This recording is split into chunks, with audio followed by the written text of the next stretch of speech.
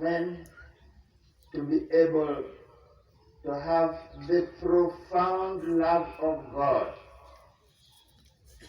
in their hearts, to be generous, to be selfless, to be compassionate, to be loving in an unlimited way. Because what we have seen lately calls on us, each and everyone, no less than it was before, but now it has spoken even louder, that in this time and season we need to show by our lives, by our generosity, by our selflessness, by our compassion, that we really love God, that we really give ourselves to His service and to His people. This is very important. This is what reflecting today, this is God's call that we may do in a very special way. And as we have seen, there are many distractors in this life and in this ministry. Therefore, we must ask God to keep us always focused, to keep us always intent, to keep us always pursuing that which God calls us to do as His servants. My dear brothers, today we had God speaking to us in His gospel, saying, you have been called like the 72 that were sent in pairs. And the first mission of sending them out in pairs was to cleanse the world. Cleanse the world. Drive out the spirit. Make those who are living with various difficulties, with various challenges, find the strength from on high, from God Himself. Inasmuch as they were advised not to greet anyone on the road, as a sign of haste, as a sign of focus, they were also given power. This is the power that you are receiving from this altar. And God asks of you not to be distracted, because we have seen what that happens. It is not only happening in the political world, but it could also happen in the spiritual world. That we are becoming ministers, not with the aim of service to God's people. And oftentimes the intentions may be that pure and that correct, but in the course of the way, the distractions remove us from that. And dear friends, this is why we must pray and focus on God, so that that intention may not be diverted by worldly things. That the people of God may see in us that truly this one is called. Is called for the good of others before his own good. And this is where we are going to be in what is in modern terms is called witness. That what we are doing as a matter of service is speaking for itself and not waiting for proof. Nobody needs to see. This, dear friends, is why the apostles were sent 2 by 2 to be of support to one another. And we must always remember to be of support to one another. And this is why they were given power. Today you are coming here so that by the laying on of hands, you may get the power. That is the power for sanctification, to make the families holy, to make the families powerful from invasions of the world.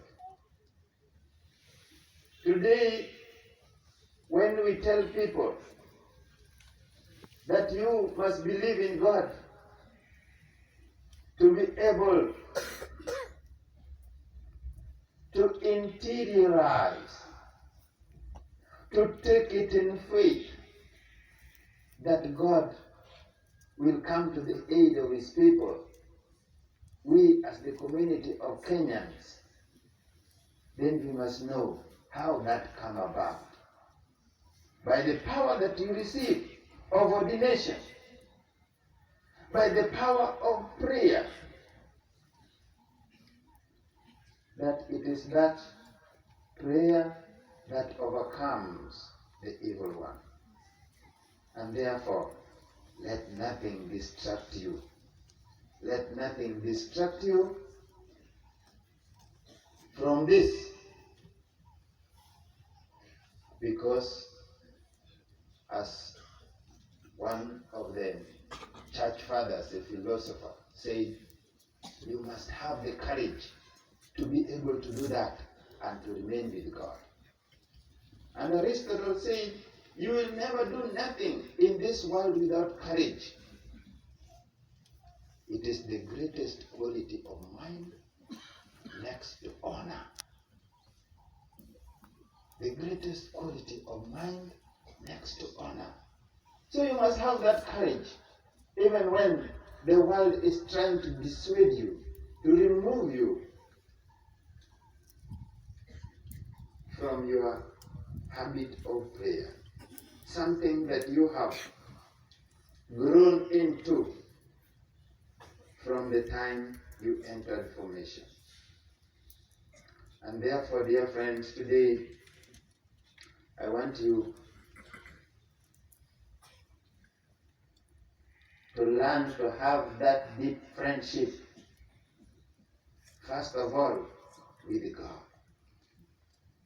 then with your brothers and sisters. And that type of friendship today can be seen in those ones of somebody called St. Alfred. When he admonishes us and advises us on the perfection of friendship, that perfection of friendship with God and with our brothers and sisters. And he draws that from the friendship that existed between David and Jonathan. Just listen to what St. Errol said. True and perfect enduring friendship.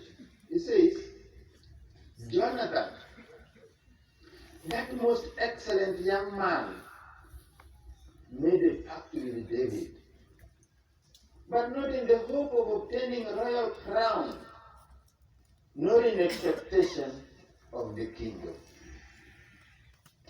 Making the servant equal to the master in friendship, he placed above himself the man who had been driven out by his father, who was hiding in this desert, condemned to death, marked out for execution. He humbled himself and exalted David. You shall be king, he said, and I shall be next to you. Dear friends, we all remember this story, how David, the young man, after killing Goliath, everyone was happy. Everyone praised. They were all in dance and joy because their enemy had been removed. But on coming home, in receiving David, the victory of David, we heard that they were alienated. David has killed tens of thousands, and Saul has only killed 1,000. And from there, the jealousy sprang. And Saul wanted to kill David. But his own son, who was destined to the kingship, said, no, this man has brought us victory, I will be next to him.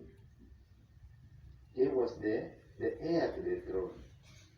Jonathan was the heir to the throne, but he decided to give that up. Why? Because of true and perfect friendship, we are told.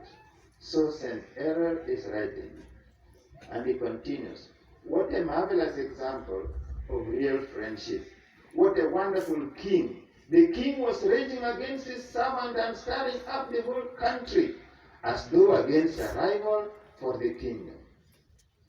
Out of mere suspicion, he massacred priests, accusing them of treachery. He searched the forest, spied out the valleys, posted armed bands on the mountains and cliffs. All swore that they would avenge the king's anger. Only Jonathan, who alone had the right to be envious, thought it right to resist his father, to give his friend news, to offer him advice in his great adversity, and preferring friendship to the kingdom. He said, you shall be king, and I shall be next to you. Notice how the father tried to excite the envy of the young man against his friend, attacking him with insults, threatening to dispossess him of the kingdom, reminding him that he would be deprived of honor, telling him, as long as this son of Jesse lives, you know you cannot be king, inciting him to find reason to hate his friend David. But Jonathan stood his ground. Even when Saul had issued the death threat sentence against David, Jonathan did not fail his friend. Why should David be put to death? What wrong has he done? He took his life in his hands and struck down the Philistine, and he rejoiced. Why therefore should he be put to death? At these words, the king was driven mad, that his own son was putting sense into him. As some of us are mad when the Gen Zs are putting sense into us.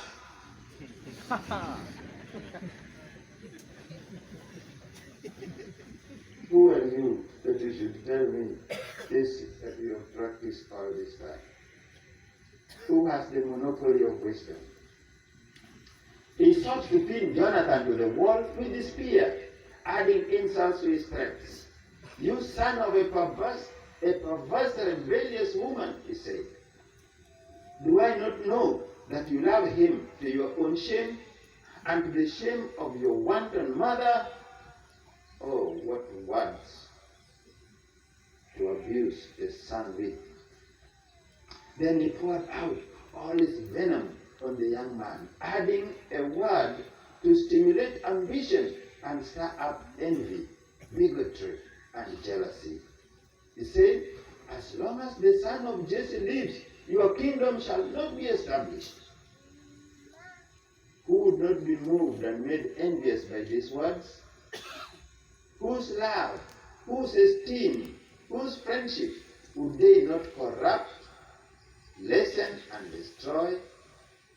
But that most devoted young man, keeping the oath of friendship, was strong in the face of threats, patient before insults. Because of his friendship, he despised the kingship and forgot the glory, but remembered the love. You shall be king, and I shall be next to you. He didn't care. He didn't care what he became, as long as he was going to be next to his friend, who merited because he saved the people from the slavery of the Philistines. This is true, perfect, enduring, and eternal friendship, which envy does not corrupt, nor suspicion lessen, nor ambition dissolve. When thus put to the test, it does not cease. Thus assailed, it does not fail in ruins. Although a prey to so much abuse, it is seen to be unyielding and remains unmoved when attacked by so many insults. And the saint concludes, go therefore and do the same. Go therefore and do likewise. Go therefore and perform according to instruction. Dear brothers, this is what you are called to. And we are called from different backgrounds. But we find ourselves together for a single mission of God. And what do? Oftentimes, we are put to work 2, 3, 4. What we do is to undermine one another. We forget the mission that God called us to. Each and everyone is working for greatness. Who is the greatest among us? Who is the greatest among us? Is it the PP? Is it the first assistant? Is it the second assistant? Who is the greatest? But Jonathan said, you shall be king, and I will be next to you. I will be next to you, because under you we enjoy protection, because under you we enjoy leadership, because under you I have many things to learn. Even if I have the chance to lead, I will have the experience and the expertise, because I will have learned them from you.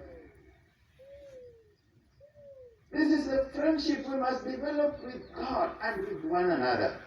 This is the friendship of success. So that when somebody comes to tell you, we have been in this country and we have gone to school and we have graduated, but where is the hope that we are going to be employed before we reach our retirement age? And then we are annoyed. Who are you? Who are the Gen Zs now? Who are you to tell us? Huh? Dear friends, we are entering into a church. This is no human institution. This is God's institution. And we must not fail God because of these unwarranted jealousies and competitions. You will be king, and I will be next to you. You see, sometimes you could have been genuinely wronged. But what is your responsibility? One of the sages said, your wounds are not your faults, but your healing is your responsibility. Yes, it's not your fault that you are wronged, but you must take responsibility on how you heal. That is your responsibility. It's clearly on you. Because sometimes it is on the false and self-deception that you can do better. You can do better. You can do better job than he's doing. That is a parish priest. Parish priest what? Kuna ile lugha ya kisasa wanatumia. Parish priest which one?